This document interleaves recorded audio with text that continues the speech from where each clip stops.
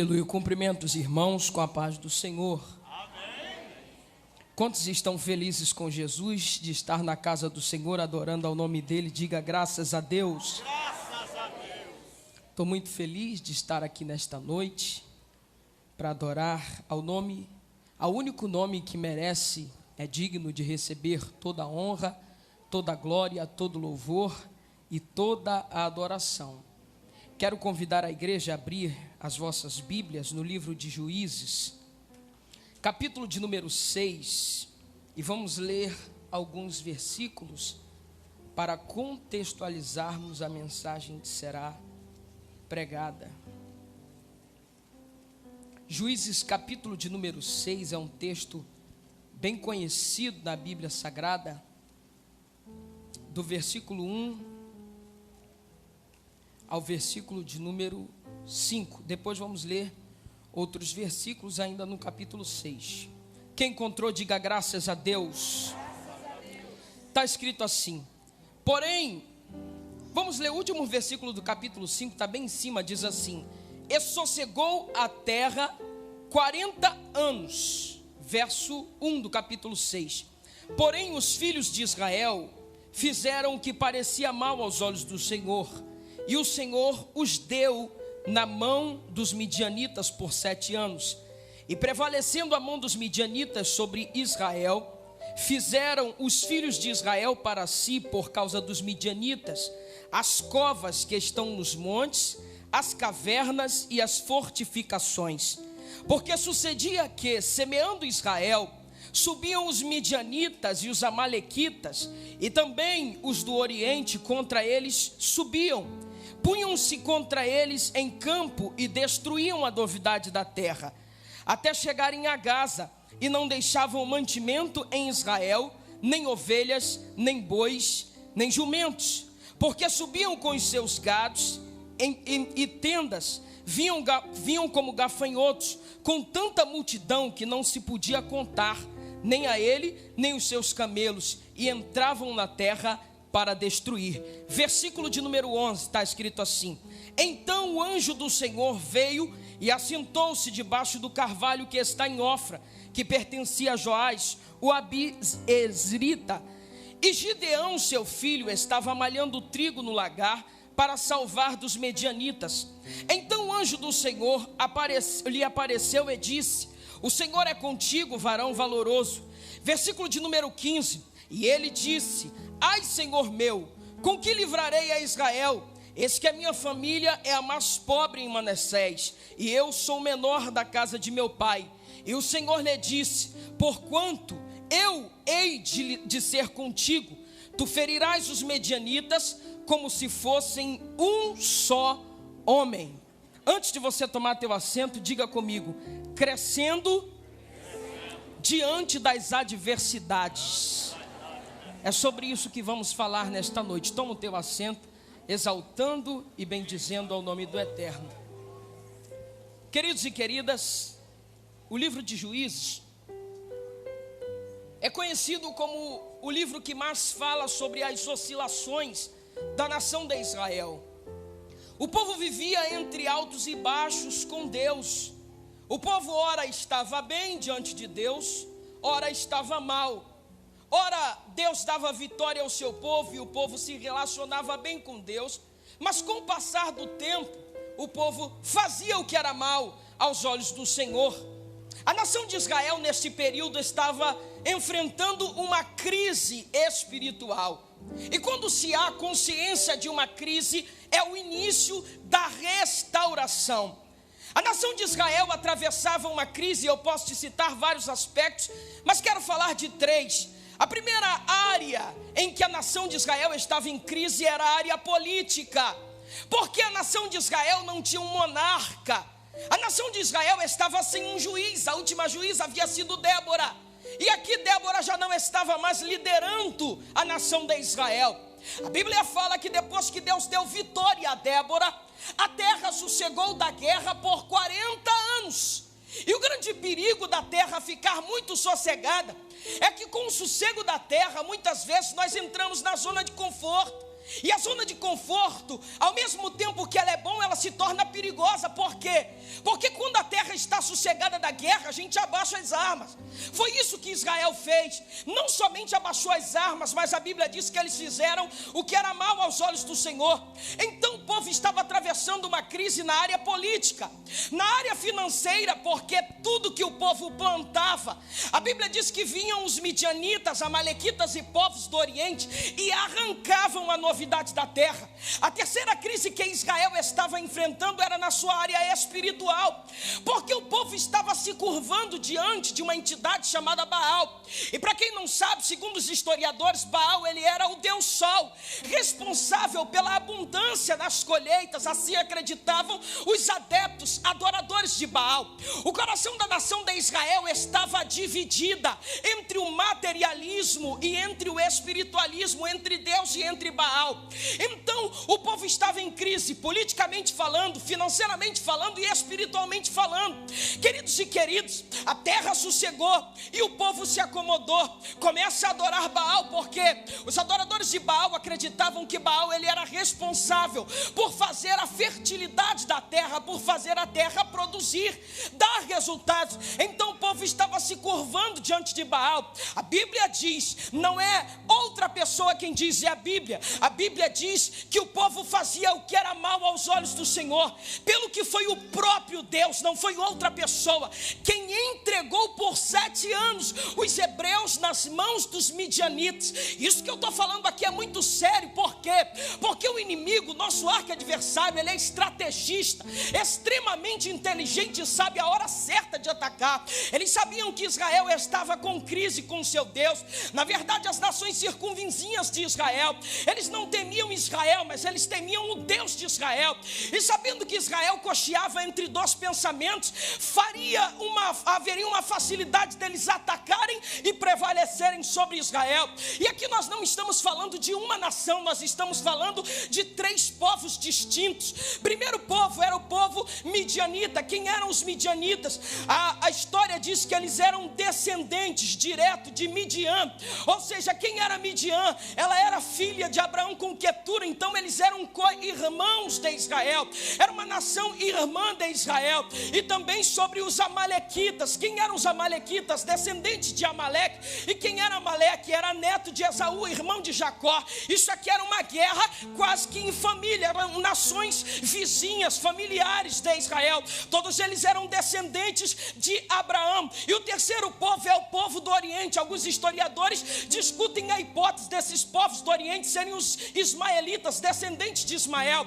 A Bíblia diz que tudo que o povo plantava, preste atenção, isso que eu estou falando é muito sério, eles arrancavam. Esses 3 povos subiram contra Israel com 3 grandes estratégias. A primeira, eles queriam tirar Israel da sua terra.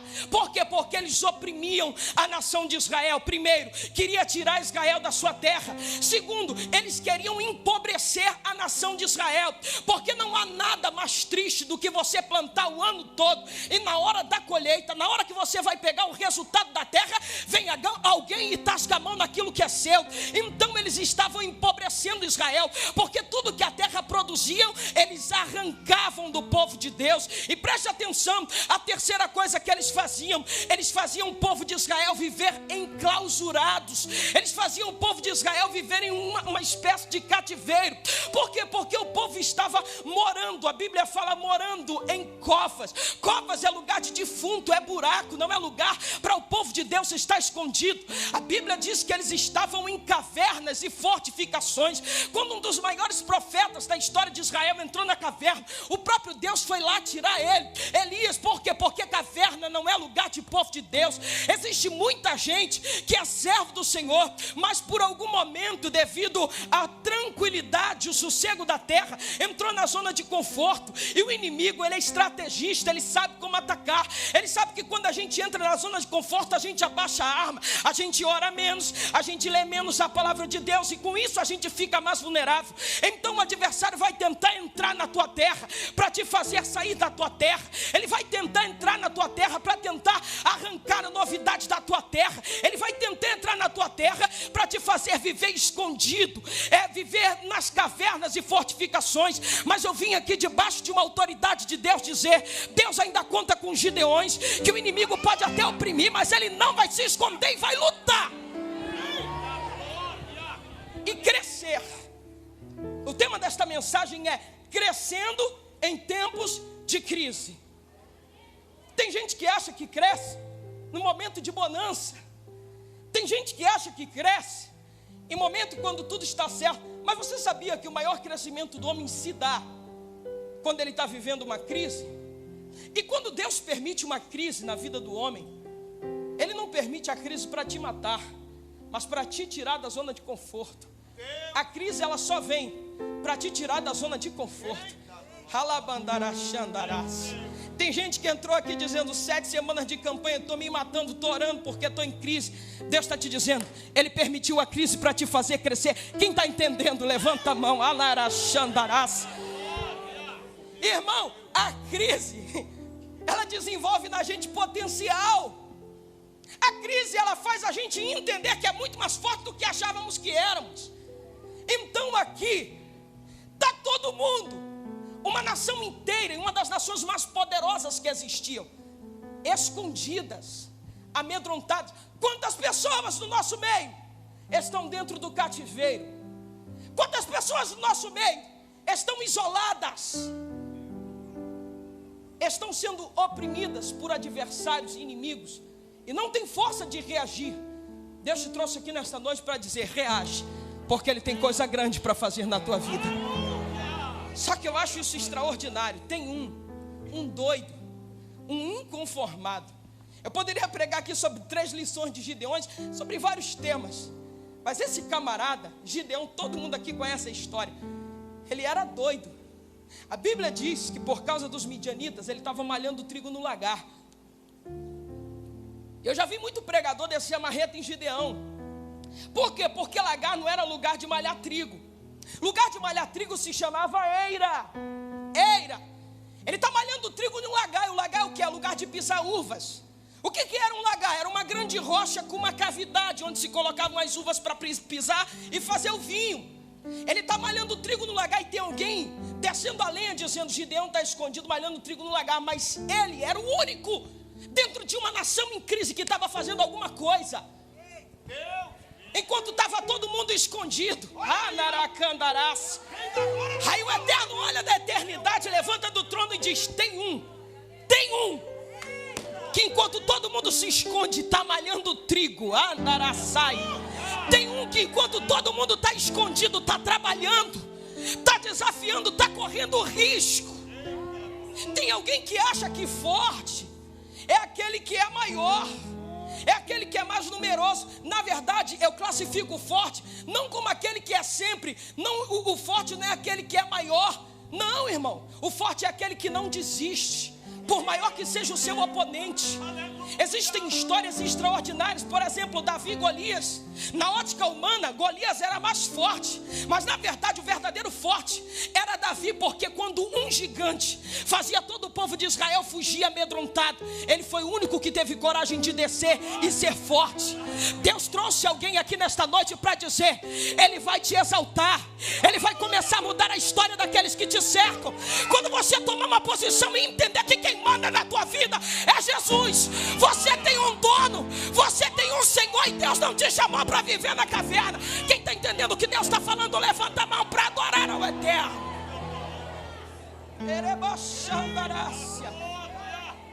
Gideão é o único que faz 3 coisas, e eu acho isso fantástico. A primeira, ele saiu da zona de conforto. Porque isso aqui não foram 3 meses, foram 7 anos.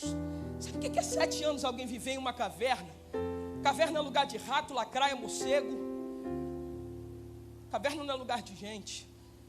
Agora o povo está triste, porque a Bíblia diz que eles semeando, eles plantavam, e na hora da colheita vinham os midianitas, amalequitas e povos do Oriente. Os amalequitas eram uma das raças mais traiçoeiras que existiam. Foi com os amalequitas que Israel travou a sua primeira batalha quando saiu do Egito. Amaleque e os amalequitas.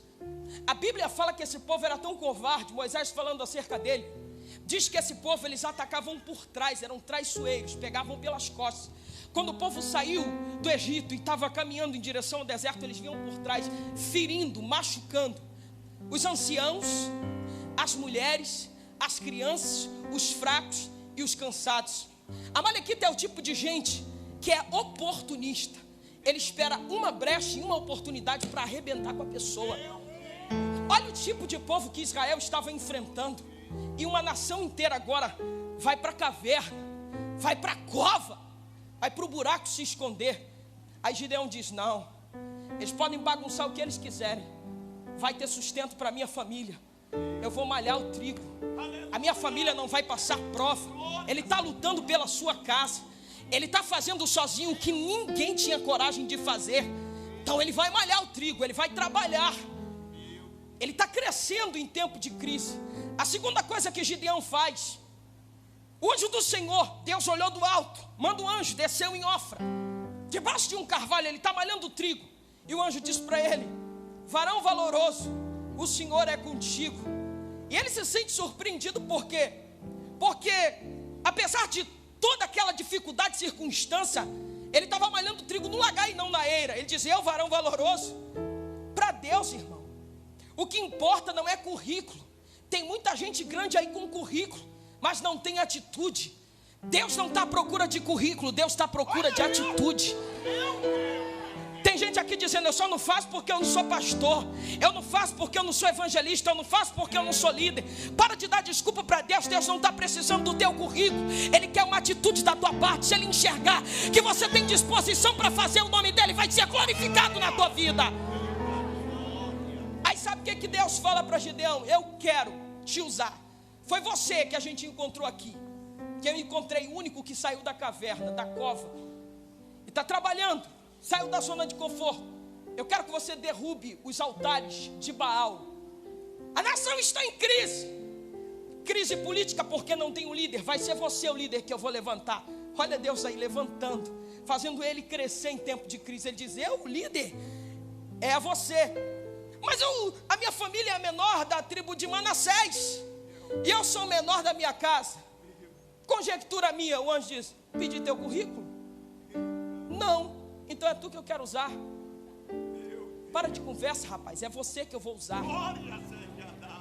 Tem muita gente que entrou aqui dizendo: Senhor, eu não sou nada, eu não tenho nada. É tu mesmo que Ele escolheu para fazer. Alacachura, mano. Oh, Deremanarassai. Midianitas, amalequitas e povos do Oriente vão conhecer a força do Deus que rege a tua vida. Você não está solto, a tua vida não está solta. Você tem um dono e Ele zela por você. E nessa crise Ele vai te fazer crescer. Tem coragem? Senhor, mas eu vou diante de toda uma nação. Tem coragem? Tem. Então vai. Aí ele vai, derruba os altares e os bosques e levanta um altar para o Eterno. A Bíblia fala que no dia seguinte os homens de Israel vai procurar Gideão. Presta atenção nisso, gente. Aquele povo não tinha coragem de sair da cova para ir desafiar os midianitas, amalequitas e povos do Oriente.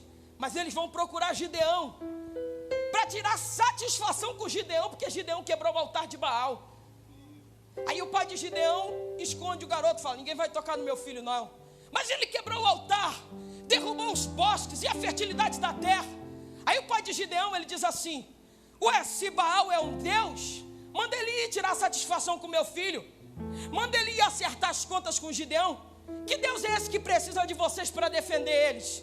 Aí os homens de Israel falaram: você está certo, então tá bom. Eles desistiram de pegar Gideão. Primeira coisa, saiu da zona de conforto. Segundo, derrubou o altar. E terceiro, ele superou os seus limites. Segura isso aqui que eu vou falar, que é profético. Quando Deus nos leva aos nossos limites, é porque Ele acredita mais em nós do que nós em nós mesmos. Quando Deus te leva ao teu limite, é para desenvolver potencial em você, para te mostrar que tu pode muito mais do que acha que pode. Ei, esta quinta-feira Deus te trouxe aqui, 12 de fevereiro de 2015, para dizer: toma uma atitude que Ele vai virar essa situação que você está vivendo. Toma uma atitude, porque essa situação que está ocorrendo dentro da tua família vai ter que acabar. Midianita não dita as regras na tua vida. Quem dita as regras na tua vida é o teu Senhor, o Senhor dos exércitos. E Ele está conosco. O Deus de Jacó é o nosso refúgio. Gideão, valente, superou os limites. Agora o povo está feliz porque tomou a coragem e mobilizou uma nação inteira. Ele reúne a nação e diz: seguinte, galera, chega. São 7 anos nas cavernas e fortificações. Se a gente vai morrer, a gente morre tentando. É melhor você se arrepender de ter tentado do que, conjectura minha, tá, irmãos? Do que se arrepender de nunca ter tentado. Então vamos para cima deles. Conjectura, alguém diz: Gideão, você é louco. Por mais que a gente reúna uma tropa gigantesca, não tem como vencer aquele povo. Aí Gideão disse assim: o anjo do Senhor se apresentou a mim e disse que vai botar eles na minha mão como se fosse um homem só. Se Deus falou, está falado. Uma vez uma pessoa falou assim para mim: por que Deus fala com fulano, Beltrano, não fala comigo? Eu falei: porque Deus não fala com o covarde. Quer ficar na caverna, irmão? Olha aí, ó. Tem gente que quer ouvir a voz de Deus na caverna. Vai trabalhar, vai malhar trigo, vai correr risco. Já viu aquela frase assim: quem não arrisca não petisca? Então arrisca. E Deus vai fazer coisas extraordinárias na tua vida.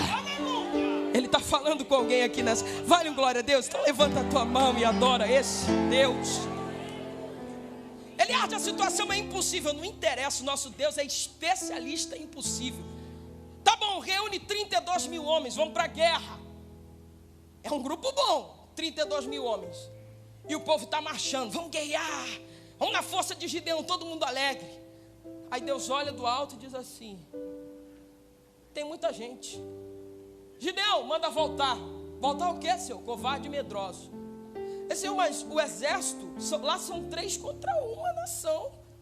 É muita gente que tem do outro lado. Alguns historiadores especulam que os 3 exércitos somados davam quase 60 mil soldados, e eles estavam com 32 mil. Olha isso, irmão, é quase o dobro. E aqui, Gideão diz: tá bom, então eu vou fazer. Ele grita: que voltem. Todo mundo aqui conhece a história, os covardes e medrosos. De cara, volta 22 mil, só fica 10 mil.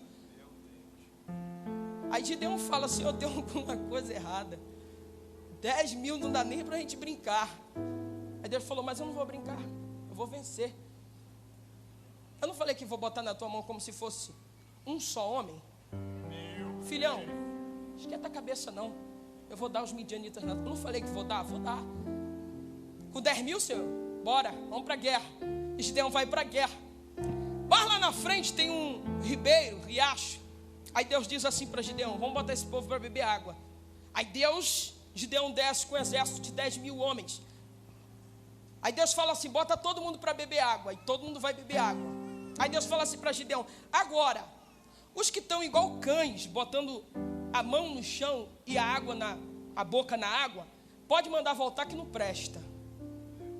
Não voltaram na leva dos covardes e medrosos, mas são frouxos. E eu quero que o meu nome seja glorificado nessa guerra. Os que se ajoelharem, colocarem a mão na água e levar na boca, esses vão ficar. É com eles que a gente vai vencer a guerra. Voltaram 9.700 homens. Primeira leva 22 mil, segunda 9.700, só tem 300. Imagina, conjectura aqui do pregador: Senhor, não está errado, não é melhor voltar os 300? Não, eu quero os 9.700 fora e os 300 dentro. Deus não precisa de quantidade para vencer guerra. Aleluia! Na verdade, ele não precisava de ninguém ali. Quando o povo oprimia Israel no tempo de Ezequiel, ele só mandou um anjo e 185 mil soldados caíram mole, fácil. Então ele não precisava de ninguém, mas ele queria que o nome dele fosse glorificado na vida dos 300. Sabe o que isso aqui significa? Que Deus conta com valentes. Você pode até ser minoria, mas com Deus você ainda é maioria. Labachandarás. Talvez você esteja dizendo: Senhor, lá em casa eu sou o menor da minha casa. Gideão também era, irmão, e foi ele que Deus levantou para revolucionar a história de uma nação. Sabe o que Deus está falando aqui? É que em tempo de crise que Deus vai te fazer crescer, é em tempo de crise que Deus vai te exaltar no meio dos teus. É no tempo da crise que quando ninguém olhava, quando todo mundo olhava para você e ninguém dava nada por você, dizia: você é o menor, você não presta, você não pode, você não faz. Aí Deus pula do trono, olha para a terra e diz: é você que eu vou levantar para mudar a situação desta crise. Vai para a guerra, irmão. E sabe qual eram as armas dele? Buzina, cântaro e tocha. Gideão diz: somos 300. O exército que está lá embaixo é muito maior que o nosso. Então o que a gente vai fazer? Vamos dividir os esquadrões em 3 partes. 300 dividido por 3, 100. 100 aqui, 100 aqui, 100 aqui. Vamos cercar o arraial. Eles cercaram o arraial. A Bíblia diz que eles estavam em um vale. E o número dos seus exércitos eram grandes, que parecia um exército de gafanhotos. E a Bíblia chega a dizer: como a areia do mar, numeroso exército. Tudo escuro, meia-noite. As armas de Israel é um cântaro, um jarro, se é que assim posso dizer, uma tocha e uma buzina. Essa buzina era um chofar, chifre de carneiro, que servia como uma trombeta naquela época. Deus dá estratégia. Pega a tocha, coloca sobre o vaso as tochas acesas. Meia-noite vocês vão bradar os 3, nos 3 cantos. As 3 guarnições de soldados vão bradar e gritar, quebrar os cântaros. E não precisa sair do lugar, porque o resto eu vou fazer. Deus, na verdade, irmão, só levou os 300 ali para assistir o livramento. Que eles não precisaram levantar uma espada. Então vamos lá. 300, 100, 100, 100. Cercam. Tocha de fogo, vaso sobre a tocha, cântaro na mão. Meia-noite é a hora de ataque. O povo grita. Antes disso, Deus diz assim: quer ver como que eu já preparei o coração deles para a derrota, Gideão? Desce lá no arraial e vocês vão ver que eles já estão com medo de vocês. Aí Gideão desce. Antes da meia-noite, quando Gideão desce, ele escuta 2 soldados midianitas, um contando o sonho para o outro. Olha, eu sonhei que um pão torrado, olha o que o camarada sonhou, um pão torrado descia e matava, destruía o nosso arraial. E quando eu acordei, eu entendi que era a espada de Gideão que descia e acabava conosco. Sabe o que Deus está dizendo aqui? Que antes de Deus exterminar o adversário que tem levantado para arrancar a novidade da tua terra, ele vai dar uma notícia: eu estou chegando com força total e vou fazer o meu nome ser glorificado na vida do meu povo. É meia-noite, é hora de atacar. Aí o povo brada, grita, tira as tochas, quebra o vaso, aquele estrondo. Soldado tudo dormindo, uma corda puxando a espada e ferindo o outro. Os próprios exércitos, porque estava tudo escuro, ia ferindo um ao outro. Irmão, aquele número extraordinário de soldados, um vai matando o outro, e os 300 de braços cruzados assistindo o espetáculo. O resto que sobra levanta e foge, porque estão assustados com o barulho dos vasos. Ei, se tiver vaso, se tiver fogo e se tiver grito de guerra, se prepara, porque Deus está descendo do arraial para te dar vitória.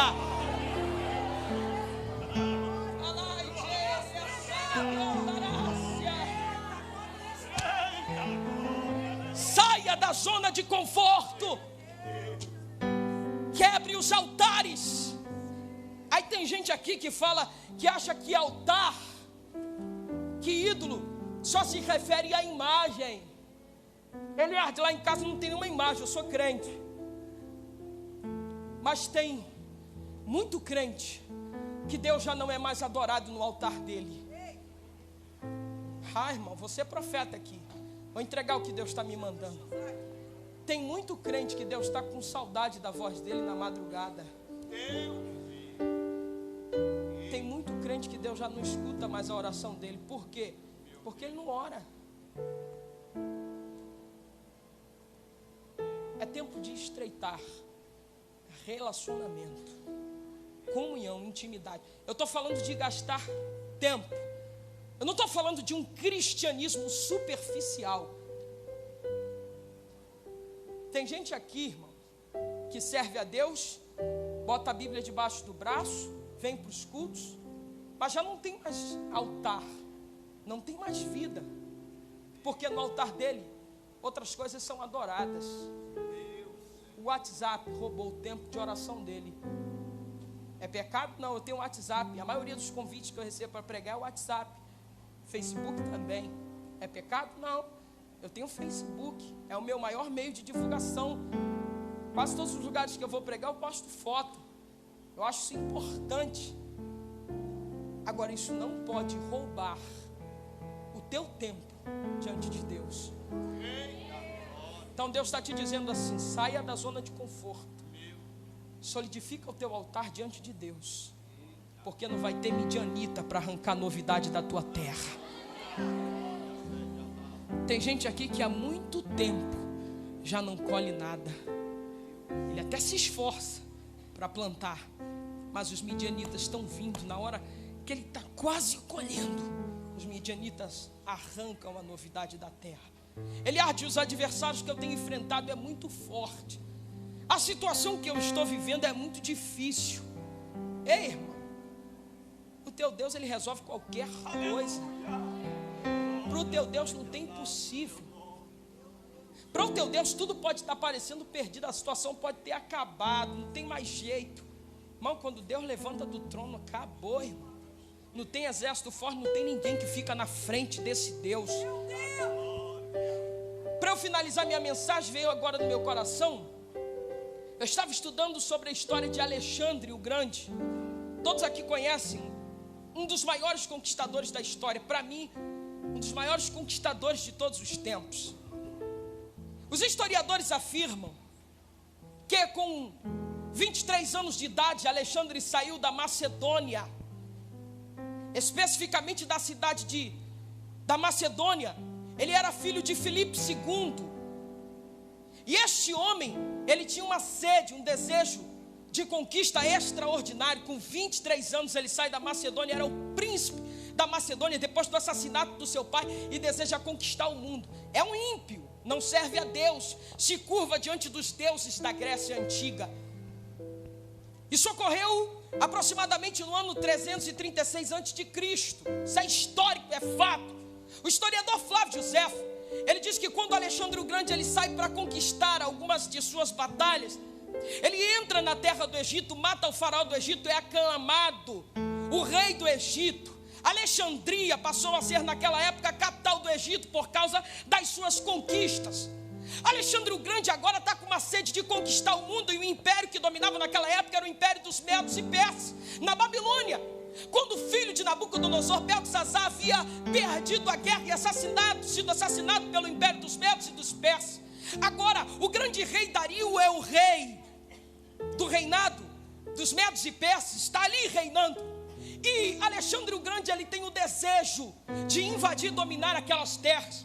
Alexandre o Grande chegou ao seu conhecimento que a nação de Israel havia ficado 70 anos no cativeiro babilônico. Então o povo já havia sido libertado por Ciro. Alexandre o Grande manda uma carta para o rei de Israel, dizendo: eu quero que vocês me falem de todas as estratégias que os exércitos dos Medos e Persas usaram para dominar o mundo, e eu vou conquistar aquela terra. Só que quando os judeus saíram da Babilônia, eles fizeram um tratado com o rei Ciro e com o rei Dario, que quando os judeus eles fazem um acordo, um pacto, uma aliança, eles são invioláveis nos seus pactos. Então o povo de Israel disse para Alexandre que não daria nenhuma informação, porque aquele império dos Medos e dos Persas havia sido benevolente com os hebreus, judeus. Então Alexandre o Grande manda uma carta para o rei de Israel, uma segunda carta dizendo: eu vou invadir os territórios de Tiro e Sidom, e quando voltar de lá eu vou entrar em Jerusalém e vou acabar com todos os judeus da face da terra. A história diz, Flávio Josefo diz, que quando eles foram para as terras de Tiro e Sidom e conquistaram, eles agora estão descendo antes de entrar na Babilônia para destruir o império dos Medos e Persas.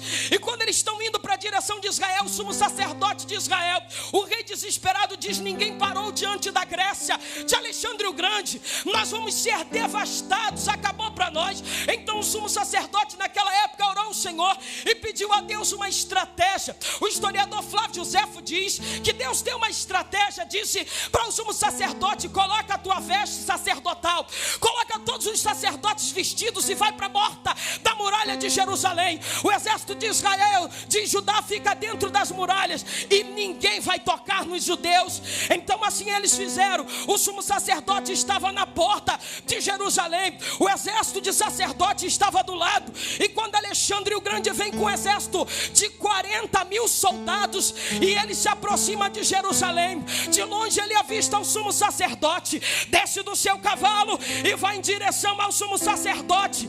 E quando ele chega próximo ao sumo sacerdote, cercado pelos seus 4 grandes generais, Alexandre o Grande se curva diante do sumo sacerdote, colocando o rosto em terra. Os seus 4 generais se assustaram porque nunca viram aquele homem se curvar diante de ninguém. Então levantam Alexandre o Grande e dizem: Alexandre, por que você se curvou? Ele diz: porque quando eu tinha 17 anos de idade, eu já sonhava em conquistar o mundo. E um dia desses, com 17 anos de idade, eu tive um sonho de um homem que se aparecia para mim no sonho com uma veste igual a desse sumo sacerdote e disse: eu vou te dar o mundo, mas você não pode tocar no povo que se veste desta maneira, porque é o meu povo. O historiador Flávio Joséfo diz que o sumo sacerdote abriu as escrituras do profeta Daniel e mostrou uma profecia sobre um reino que seria rápido como um leopardo e tinha 4 asas. Esta profecia era relacionada ao império da Grécia. Ele falava de um príncipe que se levantaria e conquistaria o mundo, e a sua influência dominaria o mundo desde então. Havia uma profecia nas escrituras sobre Alexandre o Grande. O profeta Daniel, ele fala sobre 4 grandes impérios, e um desses impérios, o do leopardo, que ele via como um leopardo. O leopardo é um animal rápido, possante e veloz, que tinha 4 asas. As 4 asas falam sobre, e tinham 4 cabeças. Os 4 cabeças falam dos seus 4 generais, que depois da sua morte se dividiu-se o império dos gregos. Então, irmãos, deixa eu te falar algo. Vai ter momentos na nossa vida que as circunstâncias vão se levantar contra nós. Tudo vai parecer que não tem mais jeito, parece que tudo vai dar errado. O exército que vem contra nós às vezes parece que é muito maior do que o nosso. Só que a gente não precisa de um exército para vencer ninguém. A gente só precisa de do Senhor dos exércitos, que está conosco, do Deus de Jacó, que é o nosso refúgio. Fica de pé adorando, bendizendo e glorificando ao nome do Eterno.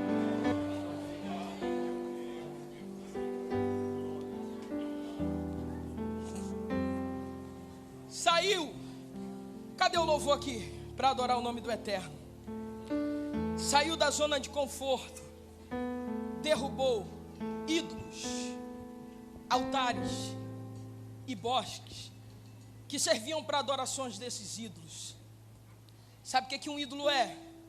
Tudo aquilo que ocupa o lugar